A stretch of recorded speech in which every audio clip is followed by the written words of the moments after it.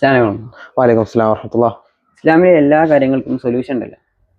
ഇതുപോലെ തന്നെയാണ് ഒരു തെറ്റ് ചെയ്ത ആളെ സംബന്ധിച്ചിടത്തോളം അവനക്കുള്ള സൊല്യൂഷൻ എന്ന് പറഞ്ഞാൽ തൗബ ചെയ്യുക, തൗബ ചെയ്ത് കണ്ട് അള്ളാഹുവിലേക്ക് മടങ്ങുക എന്നുള്ളതാണ്. ശരിയാണ്.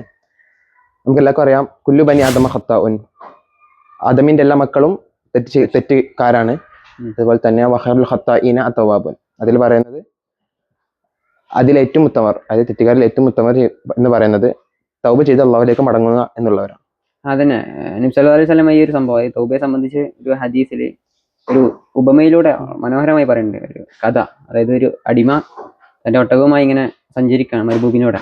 അദ്ദേഹത്തിന്റെ ഒട്ടകത്തിന്റെ മുകളിലാണ് ഇദ്ദേഹത്തിന് കുടിക്കാനുള്ളതും സംഭവങ്ങളും ഭക്ഷണങ്ങളെല്ലാം ആ ഒരു ഒട്ടകത്തിന് പുറത്താണ്. അങ്ങനെ അദ്ദേഹം ഒരു വിശ്രമിക്കാൻ വേണ്ടി ഒരു സ്ഥലത്ത് ഇരിക്കുകയും അങ്ങനെ അദ്ദേഹം അവിടെ ഉറങ്ങിപ്പോവുകയും ചെയ്തു. കുറച്ച് അദ്ദേഹം നീച്ചു നോക്കുമ്പോൾ അദ്ദേഹത്തിന്റെ ഒട്ടകത്തെ എന്ത് ചെയ്യുക അവിടെ കാണാനില്ല. അദ്ദേഹം ആകെ പരിഭ്രാന്തനായി. കാരണം അദ്ദേഹത്തിന്റെ എല്ലാ ഭക്ഷണങ്ങളെല്ലാം അതിന്റെ മുകളിലാണ്.